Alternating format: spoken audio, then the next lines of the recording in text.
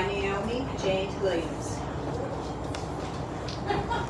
Look Back to Me didn't sound so bad, but her medical chart called it partial mastectomy, which terrified her. Don't worry, the surgeon had said. Breasts are very forgiving. We can get good cosmetic results, you'll see.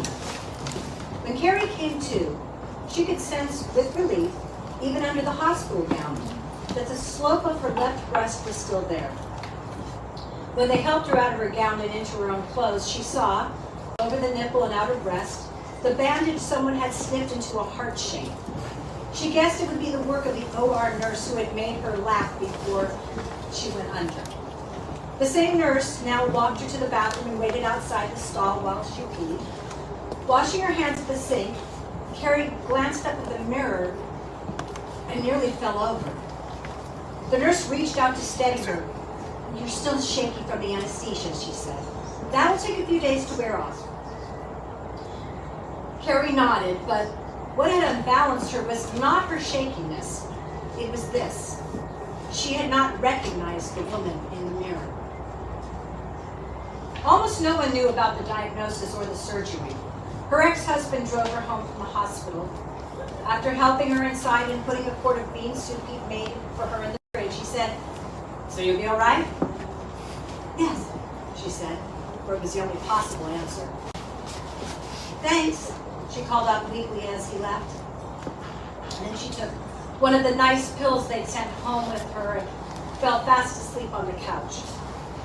The next morning she woke up achy and disoriented, wondering for a long, unfettered moment who and where she was. Reality came back to her like a settling of dust. Her name was Carrie. This was her apartment. She was lying on her couch, the one that she'd won in the divorce. She just had breast surgery, and that was what hurt. There on the coffee table was an orange bottle of pain pills, but she tried sticking to ibuprofen, etc. She rolled herself off the couch and made her unsteady way toward the bathroom. She didn't remember what had happened the day before until she washed her hands and glanced up at the mirror. The unfamiliar reflection startled her so badly, she struck the bathroom doorknob with her funny bone. The yowling electric pain sent her whimpering back to the couch and reaching for the orange bottle with its oblong white pill. She didn't forget a second time. Even though the pleasant, floaty sensation of the meds, she knew to brace herself. She flipped on the light and faced the stranger looking back at her. The woman in the mirror shared all of her features. Dark brown hair, cut very short, equally dark eyes, a small nose with its sprinkling of freckles, the tiny gap between her top incisors, the same signs of encroaching age, the same ethnic ambiguity, but it was not her. She made her slow way from the mirror to this mirror in her apartment, knowing the compulsion to be irrational, but feeling as if she could find her proper face if only she could look into the right mirror, as if the glass might be at fault. When she made it to the guest room, she called it that, although she never had visitors, she jumped at a hulking presence in the corner that turned out to be a tall ficus tree, quite dead. The tree had graced the living room of the last home where she shared with her ex. They had argued over who would keep it, and she thought he had won that one, but obviously not, because there it was, quite neglected, the soil bone dry, a lone leaf, brown and accusatory, hung to a branch. The month following her diagnosis had been a blur of panic, punctuated by medical appointments. But as she really disconnected so entirely from ordinary life that she'd forgotten this hard-won house plant, but not just forgotten to water it, but forgot that she owned it. She made her way down to the guest room mirror. Who was this person, this uninvited visitor? Carrie didn't know, but apparently she was someone who did not deserve nice houseplants. She warmed up the bean soup her ex had left for her. He'd always been an excellent cook. Sipping it, it occurred to her to scroll through the photos on her phone. She was older than the selfie generation, so there weren't close-ups of her face and not many photos that included her at all, but the ones that did, or should have, well, it was like seeing photos of a sister, if she had any sisters. She found the hospital's aftercare handout, which they'd given her at her discharge, along with the tote bag labeled Cancer Center, that she could not imagine ever using.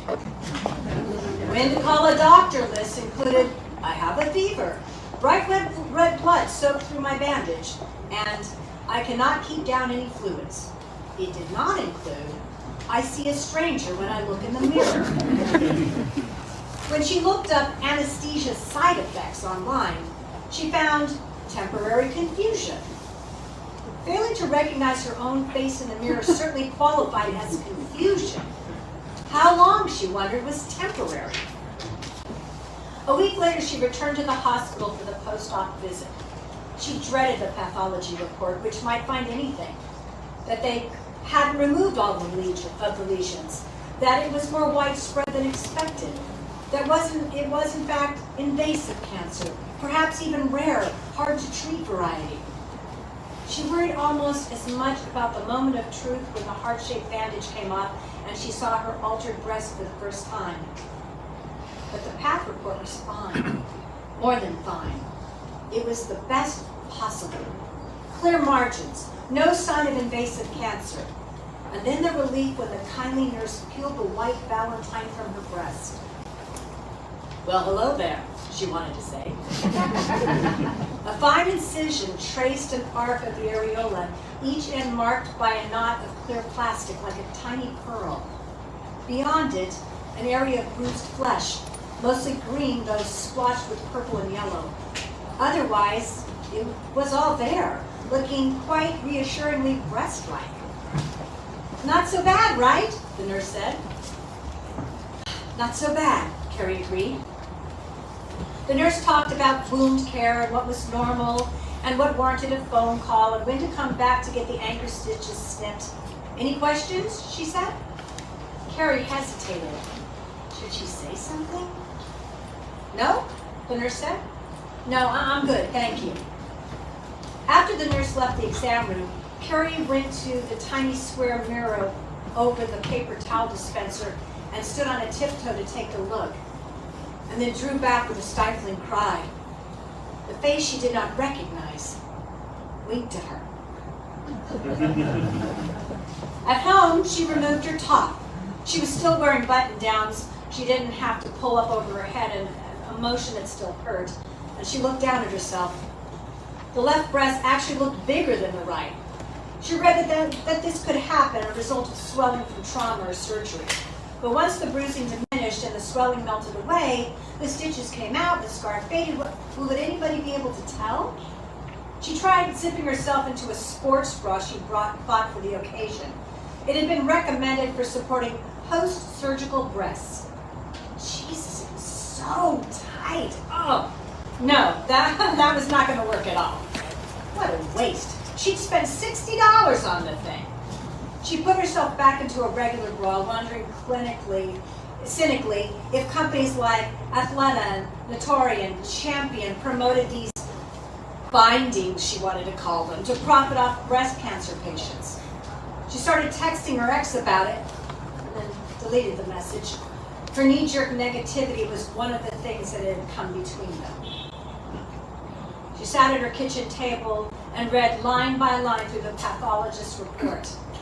The surgeon had removed 5 discrete sections, the largest measuring 5 by 3 by 2 centimeters, and the rest tiny, none over a cubic centimeter. She sketched out the shapes on a notepad, her training as an architectural drafter suddenly helpful, and then imagined stacking the specimens together like blocks. And then she rolled them up into a mental snowball, a mass smaller than her fist. 25 grams, the report said. And where were they now, these specimens of fat and ducts and lobes and blood vessels and abnormal growth? Once the pathologist had stained and sliced them and squinted under microscopes and subjected them to tests for this or that receptor or gene, what happened? Perhaps they ended up in storage and deep freeze for further research or for use by medical students. Or maybe it had all been incinerated, poof, up in smoke. Partial cremation for partial mastectomy. And her ability to recognize her own face, where had that gone? I feel like a different person, she posted online. It garnered a few likes and one, different good or different bad, from an old high school friend. Don't know, she replied. The morning after the post-op, she ventured outside. She felt as if she were visiting her neighborhood after a long time away. In just over a week, some trees had bloomed, while others had already let go of their blossoms and begun leafing out. And yet others pulsed with pregnant buds, ready to deliver themselves of fragrance and pollen and color. A restaurant down the street had shuttered. Thank you for 13 years of loyal business, read a hand-lettered sign in the window. Across the street, a new shop, a florist, who announced their soft opening. Soft opening, she thought. How perfect for a flower shop. She could not remember what had occupied the space before. At least the cafe looked familiar. A young woman called out from behind the counter, "Good morning! Oh, we haven't seen you in a while. The usual?" "Yes," Carrie said, delighted to be recognized, to have been missed, to be known for a usual order, although she could not recall at the moment what that was. A decorous wooden tray arrived a minute later with a small pot of tea, a china teacup, a silver milk pitcher, a miniature dish with 2 cubes of raw sugar, and a tiny sand timer. The pretty young man who brought it said, "Just let it steep till the timer runs out."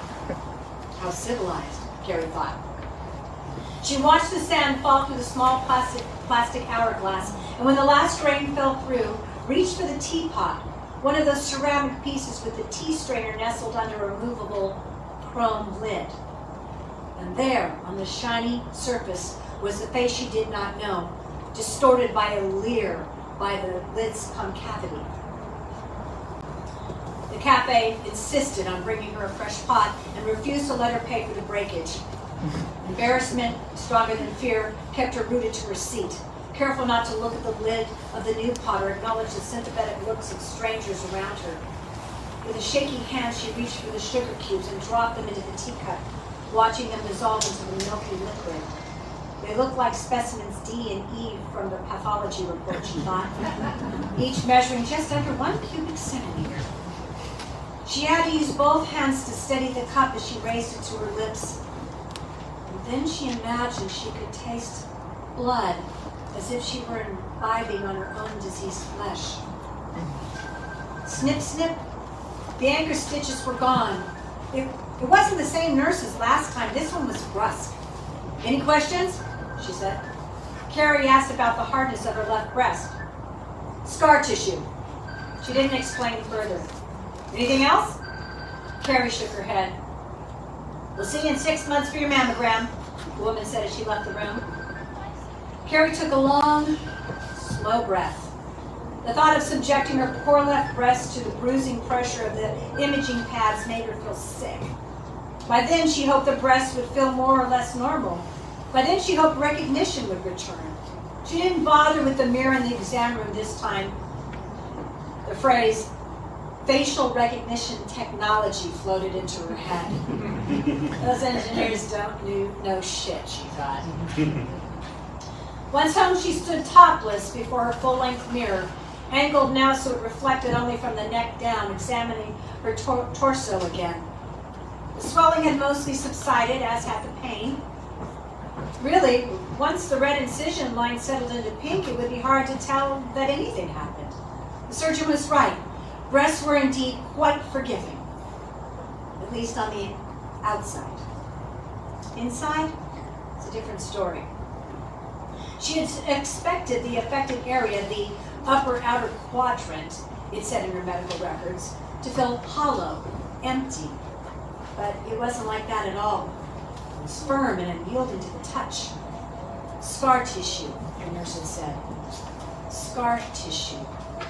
Carrie realized it was one of those common terms she didn't actually understand. What was it exactly? She could only imagine a small, curled fist, fetal, angry, filling the space, waiting to strike. Her ex called a few weeks later. "Just wanted to see how you're doing," he said. "I'm okay," she said. Then, suspecting she knew the real impetus for the call, asked, "So, did you break up with, sorry, what's her name?" He laughed unhappily. "Doesn't matter," he said, "but yes, they've broken up."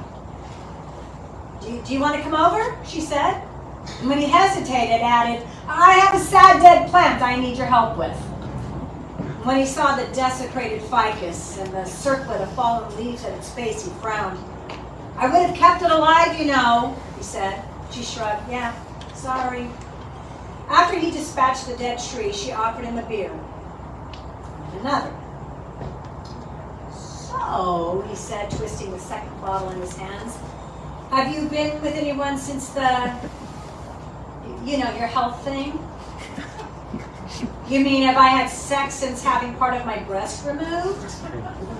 He winced. Her directness had always bothered him, almost as much as his indirectness bothered her. Another incompatibility. "No," she said. She hadn't had any offers, although she didn't tell him that. But she hadn't put herself in the way of any either. "I'm afraid to," she admitted. His expression softened. "Carrie," he said, and he reached for her hand, and she let him. "I don't recognize myself anymore," she told him afterwards, while they were still sitting in bed, before he could start feeling regretful or restless. "You're the same you." She turned to him. "No, I mean literally," she said. "When I look in the mirror, I don't know the woman looking back at me."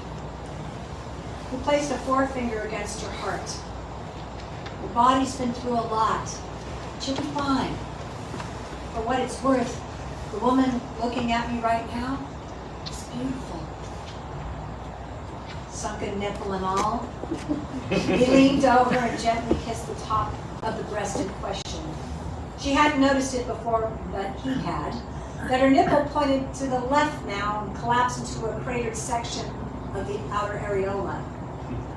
"Does it look weird?" she asked. He shook his head. "Just different from before."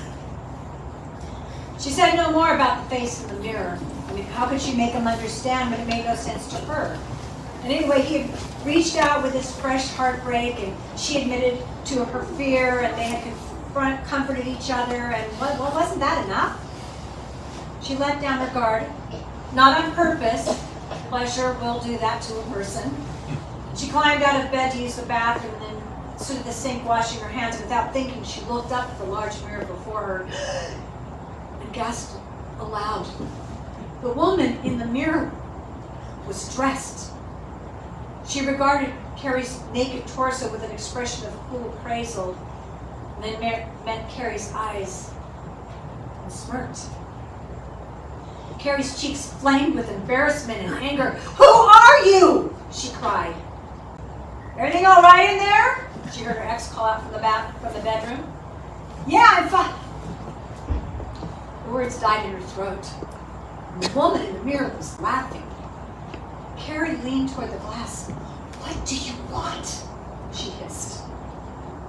The mirth vanished from the woman's face, replaced by an expression of such frank malvoyance that Carrie felt the skin all over her body contract with fear.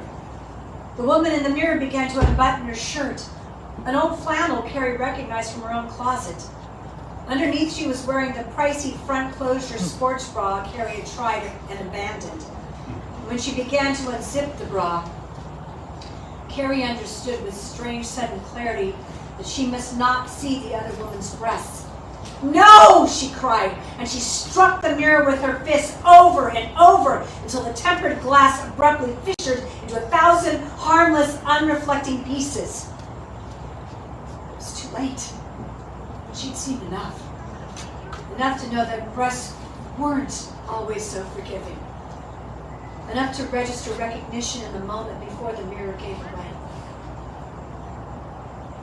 When she emerged, dressed, from the bathroom, she knew that her ex would not be in her bed, that her bed would be made and must. She knew from the silence of the apartment, the lonely smell of the place, the dry, untouched neatness of her own body. No empty beer bottle sat in the sink. No empty ceramic planter in the corner of the guest room. No remnants of a dismantled dead ficus. What she did find, waiting for her on the kitchen table, was the white laminated folder that contained the pathology report. She was sure she filed it away. That was before. And everything was different now. She knew it in her body, from what she could feel and not feel beneath her clothes, placing a hand gently over her left breast, as if pledging allegiance to her own heart. She sat down and opened the folder to learn what they had discovered inside of her.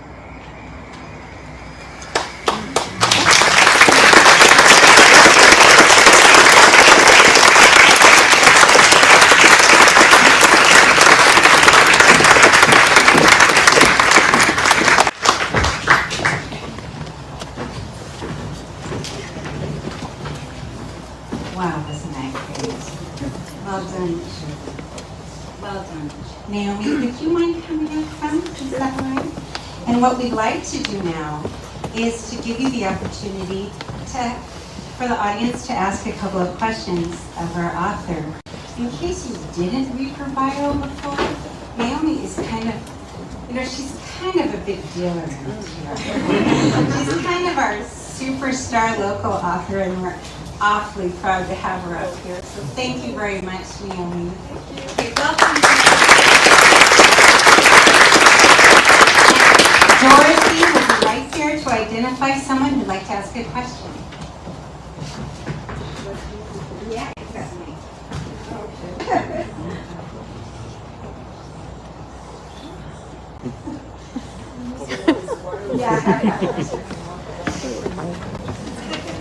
Right, the question was, in the short stories that you're working on, many are inspired by tales from Japan, and whether this particular story that was just performed has any corollary in that other work. Yeah, actually it does. And I just want to thank everybody for coming out tonight. Yeah, it's very strange to be here in person after so long being a hermit. I was actually one of the featured writers at the very, very first Stories on Stage Sacramento event. I had brown hair then. Anyway, so it's very nice to be back. And Scott, thank you for that question. So yeah, I have this collection of short stories, not published yet, that are all inspired in some way by these kind of creepy Japanese stories. And this one is also inspired by that. It's also inspired by my own medical experience, but hence all the verisimilitude and like medical authenticity and all that. But yeah, there was a story, an old Japanese story that was then retold by this Greek, eventually Japanese writer called Lafcadio Hearn, who wrote in English actually and popularized a lot of stories from Japan for English readers in the early part of the 20th century. And one of the ones that he wrote was called In a Cup of Tea. And it was about a young samurai. And this is actually on the blog. I think Sue and I talked about this one. It's about a young samurai who goes to drink a cup of tea and finds somebody else's face looking back up at him. And this was adapted into a film that came out like the year I was born, called Kaidan, Kwaidan. It's like a classic of Japanese horror cinema. I'd say it's a classic of any nationality's horror cinema.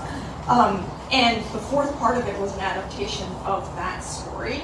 And I saw it when I was a kid, and it just scared the living daylights out of me, and I couldn't drink tea for a while afterwards. That was great when I saw it. So that idea of looking into a reflective surface and seeing a face that isn't like yours came from that story. And then I kind of stitched that up, as it were. It was a story about medical horror. So there you go. Thank you.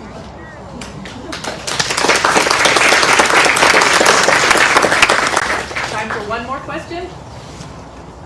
Anyone? I've got one. Okay. I'll ask you. Naomi's work is always really intellectual, but it hits me in the gut. And I'm wondering if the writing of this story came more from your head or more from your gut. I guess, or from my gut, or perhaps my chest. It didn't require as much research as a lot of my typical work. For anybody who is familiar with my work, it tends to be very research heavy, and this one wasn't that research heavy. So yeah, it was maybe less cerebral than a lot of the stuff. As it was being read, like sitting there next to my husband and my son going, wow, this is a lot to be hearing, like, read in front of family members or whatever. And I was like, ooh, I hope this is not, like, very uncomfortable for people. But you know what? Actually, I kind of hope it was. Yeah. So thank you for supporting